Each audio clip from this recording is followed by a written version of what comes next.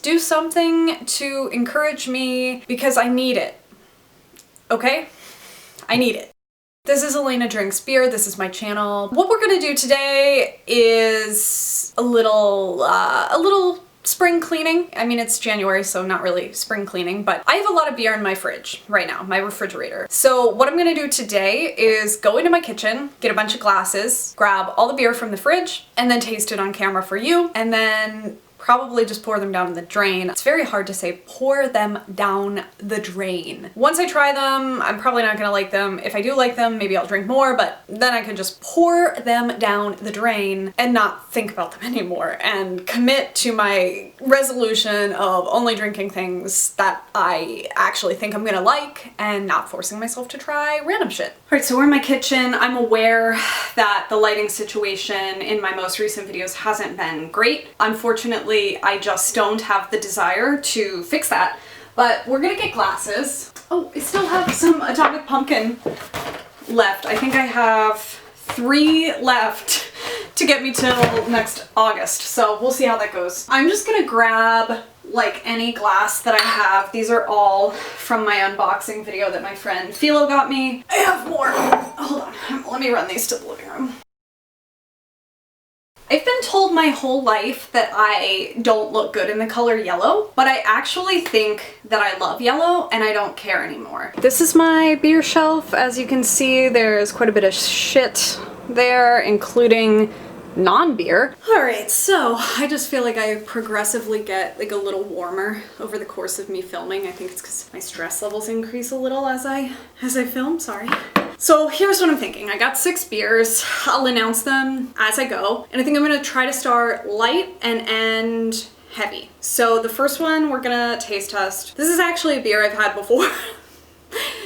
This is gonna be a theme. I got it over the summer. It is Live Oak Brewing's Goza. They sold this in 6-packs from the brewery only, which is why it is like completely blank. And they sold it with like different fruit syrups to put in it to give it a little flavor. I think I got a cherry syrup and it was okay. I remember liking it, but like the main reason why I haven't finished this is because it feels like a waste of calories to drink a beer that's only 3%.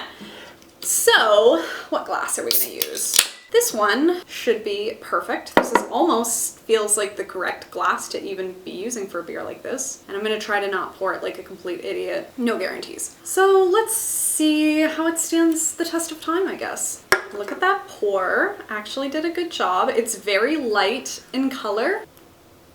Whoa, okay, I inhaled at the wrong time. Okay, so it smells like smoke and a little sour. I feel like all Live Oak beers have a little bit of smoke to them, and I don't know if it's always intentional, but it literally kind of tastes like bacon. And I know it's just the smoke factor. It's weird, it's very refreshing in a sense. In the sense that something meaty can be refreshing. It's nicely carbonated. I would give it 3 out of 5 stars. 3 out of 6 bottle caps. This is really an idea I've been tossing around in my head, is rating things like beers out of a 6-pack, but like rating something out of 6 seems so strange because 6 is an even number.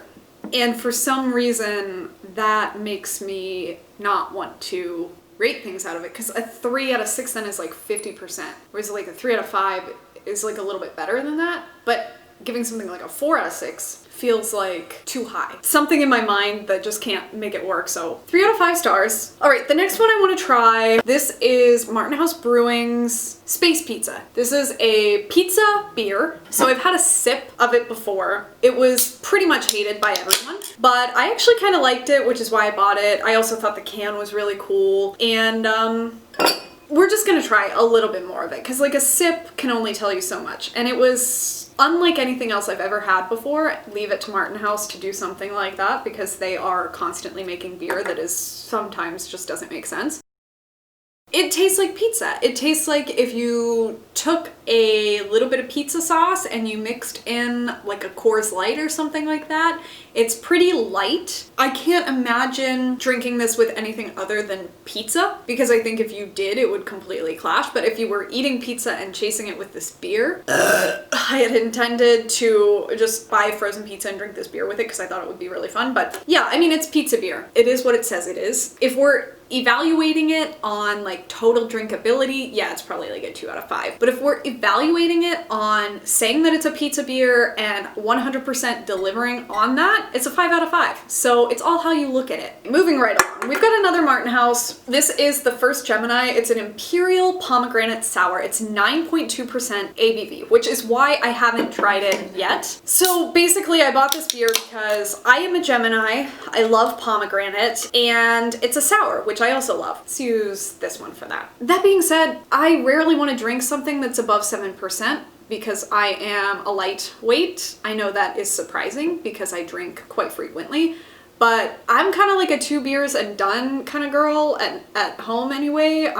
If I'm in a social situation, of course, yes, I'm, you know, more likely to drink a little more than that, mostly because I feel uncomfortable. Ooh, there's like stuff in this glass. Just like a flake of something in here, but we're just gonna ignore it. So 9.2% is a lot. If I drank a 9.2% beer and then another beer, I would be past the point that I want to be on just like a casual Wednesday. I'm kind of just smelling the dish rag I must have used to dry this glass, which is probably just fuzzies then in it. Okay, so it starts off a little sweet and fruity, and then it finishes with like a true pomegranate flavor. So it's got like the juicy tartness of a pomegranate. But you know how sometimes pomegranates also have like almost like a vegetal quality to them? I feel like sometimes I eat a pomegranate and I'm like, this is really tasty, but it also kind of tastes like a tomato. It kind of has that. So it has like the sweet fruity tart sourness, but then it also has like almost like a vegetable note to it, like a tomato-esque, tomato juice-esque, almost a little salty. I like this actually quite a bit. Maybe just 3 out of 5 stars. I'm just gonna cut the video and then cut back in because I know it's gonna cut me off here. So those were sort of my light beers. Now we have 3 kind of heavier beers. I think the best one to start with, oh my god, I'm burping so much. It tastes like pizza. Maine Beer Company Fall Coffee Stout. I'm not gonna lie, this beer was $7.99. So it feels kind of bad to be wasting it on a video like this. However, I originally bought this because I wanted to do a coffee beer video. This was something my friend Claire suggested to me, and I liked the idea, but so many coffee flavored beers are stouts and porters and like other kind of heavier beers that I don't necessarily like. And so acting in line with my resolution to only consume beer that I think I'm gonna like, I'm just gonna drink it. It's $7.99 down the drain, but oh well, that's life sometimes. So let's just use a really standard glass for this one. I feel like, is this video really boring? Ooh. I don't want it to get a big head. It smells kind of really good, actually.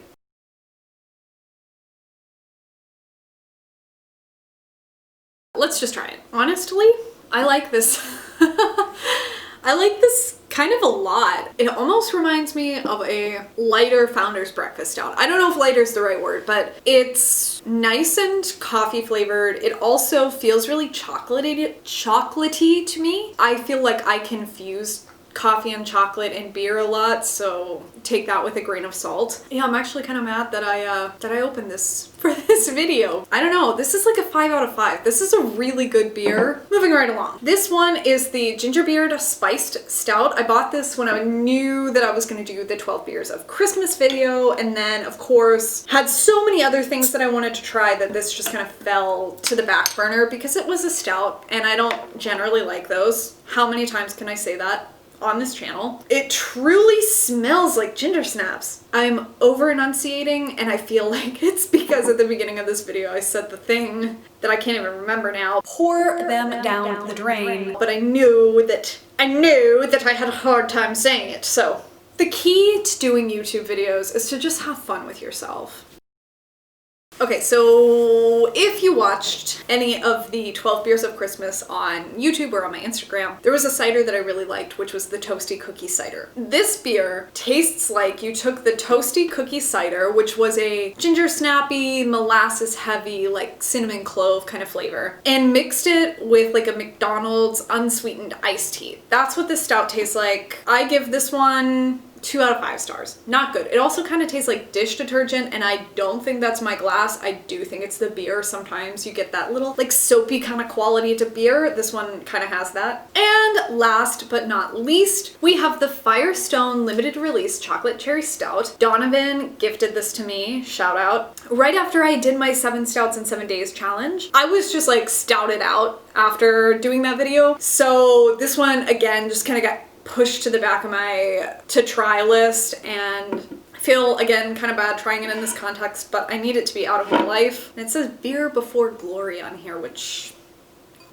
couldn't agree more. I definitely did a pretty good job with the way that I ordered these. I should have flip-flopped the Maine beer company and the gingerbread because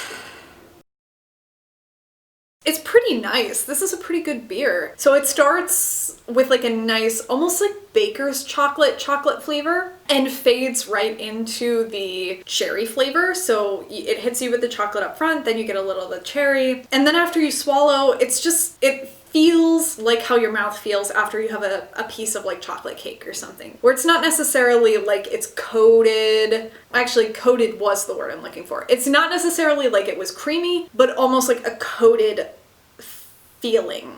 I would give this one a 4 out of 5. This is good, especially for being a more desserty kind of stout. So anyway, that's that. I'm gonna line the beers up in color order just because I think it'll be kind of fun.